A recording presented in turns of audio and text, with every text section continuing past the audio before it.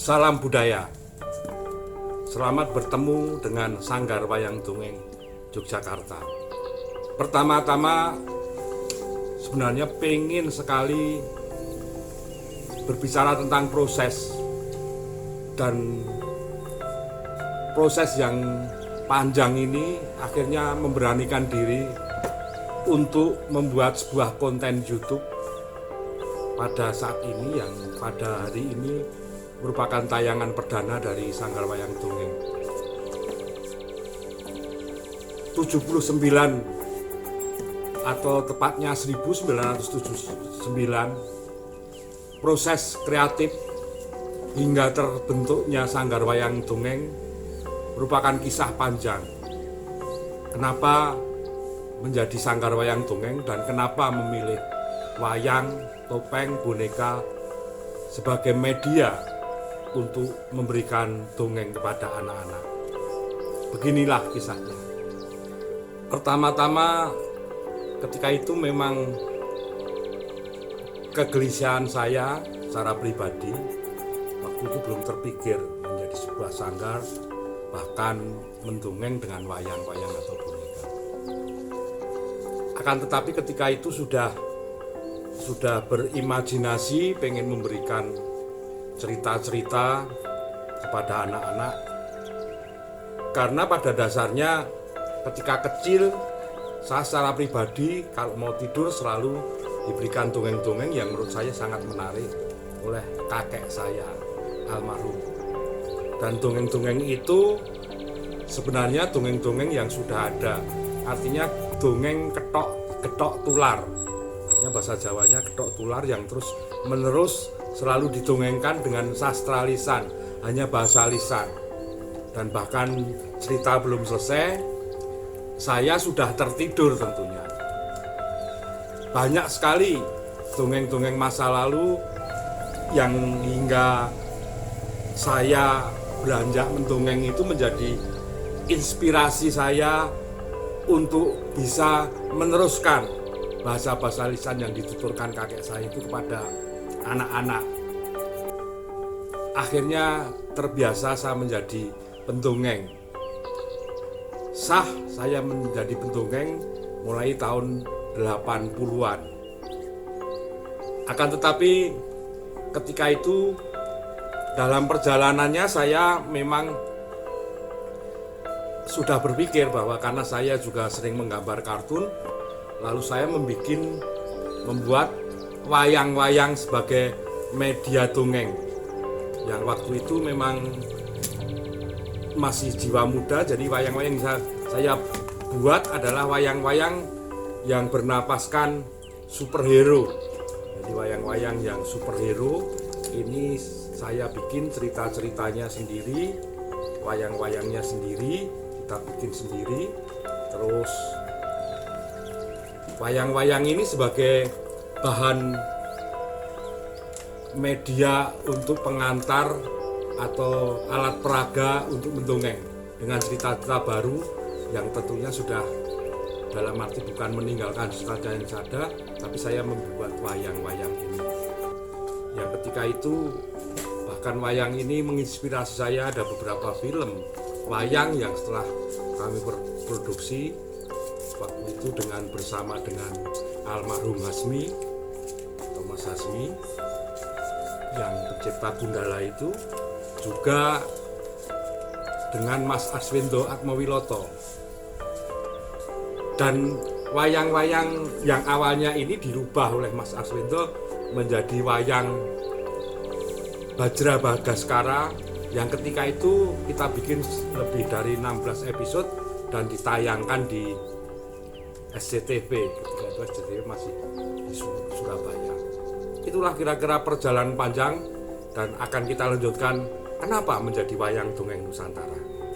Ya, memang tidak semulus apa yang ada di benak saya, ada di benak Mas Wendo, juga ketika itu Mas Hasmi. Ternyata perjalanan film-film itu tidak lancar karena tentu saja masalah iklan.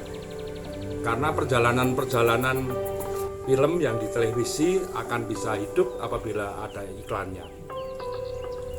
Untuk itu saya secara pribadi tidak patah semangat, karena masih ada beberapa film yang kita produksi, walaupun kerjasamanya sudah berbeda. Waktu itu dengan Puskat misalnya, kita membuat film-film boneka.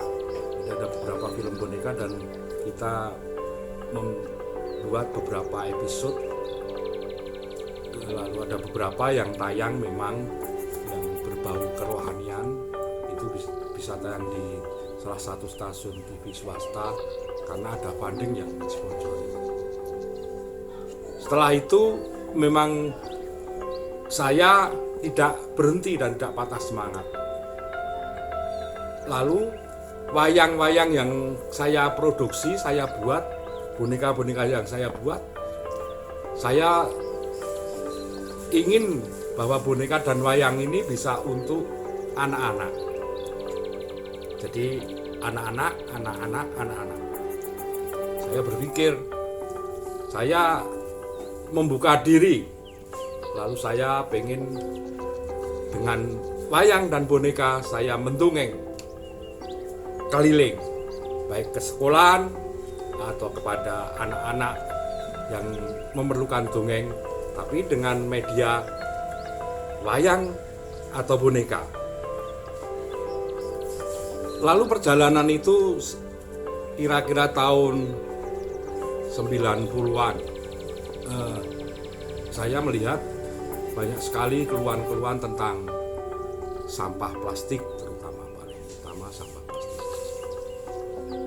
Gerak cepat saya berpikir bahwa kenapa saya tidak menggunakan bahan-bahan sampah itu untuk dikemas, diberikan polesan-polesan, lalu kita buat sebagai media dongeng.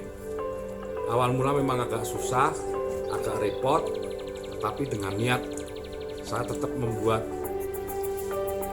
sampah plastik, sampah segalanya yang kita kemas menjadi wayang dan boneka. Hasilnya misalnya semacam ini. Jadi wayang-wayang boneka ini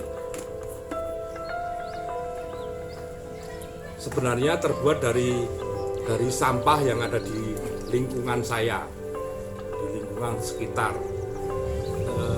Kunci utamanya wayang ini hanya sebagai media dongeng. Dalam perkembangannya ternyata banyak yang tertarik. Akhirnya saya secara pribadi pengen semua bisa berbuat seperti saya. Saya juga memberikan pelatihan-pelatihan dari sampah menjadi barang-barang yang bisa dipergunakan sebagai media dongeng. Jadi saya juga memberikan kepada anak-anak pelatihan-pelatihan membuat peraga dongeng. Tentunya pasti akan disesuaikan dengan usianya. Misalnya anak-anak SD tentu akan kita buat dari karton-karton bekas menjadi wayang-wayang yang bisa dimainkan, karena ini lebih simpel dan lebih mudah dan bisa dikerjakan untuk anak-anak TK atau SD yang masih kelas 1, 2, 3. Dan yang lebih sulit lagi akan kita ajarkan membuat dari perca-perca kain, misalnya dari boneka-boneka dari perca-perca kain menjadi boneka-boneka yang layak untuk dimainkan. Proses terus berjalan, tidak berhenti di tempat, karena semakin banyak peraga-peraga dongeng, baik itu topeng bisa digunakan untuk mendongeng, lalu boneka-boneka dari perca, dari sampah-sampah plastik, lalu dari karton-karton bekas dibuat wayang-wayang. Tentu terus berpikir, terus mengembangkan ide-ide, dan resmi tahun 90 menuju ke 2000 dan 2000 sekian resmi kami mencoba membuat gagasan akan menceritakan cerita-cerita yang sudah ada sebelumnya, yaitu baik itu legenda atau babat atau apa saja yang ada di Nusantara. Maka resmi pada tahun 2000-an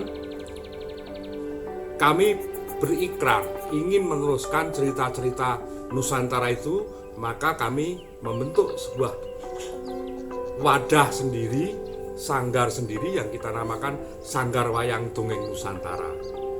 Yang di situ tentunya kami berkomitmen ingin membuat wayang sebagai peraga untuk mendongengkan dongeng-dongeng Nusantara yang ada di Nusantara ini tentunya.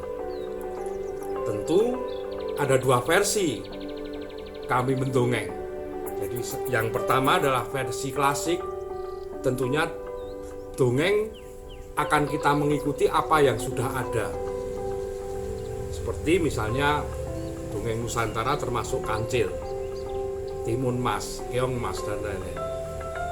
Hanya dalam hati nurani kami yang ada di dongeng Nusantara ini juga membuat versi 2, yaitu membuat dongeng yang sudah ada itu menjadi sebuah dongeng dengan kemasan baru, dengan cerita-cerita baru, agar anak-anak bisa mengikuti dongeng juga tidak terperosok kepada cerita-cerita yang waktu itu memang menurut kami kurang pas, kurang cocok, walaupun itu sebagai judulnya misalnya.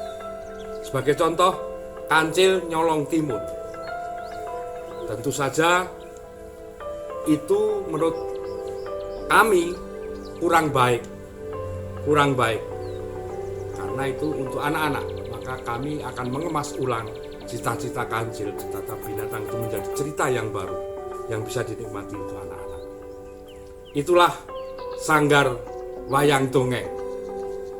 Doakanlah kami akan berproses dan terus-menerus akan membuat konten di YouTube.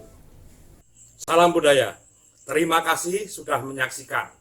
Like jika berkenan, share, subscribe, dan jangan lupa nyalakan lonceng.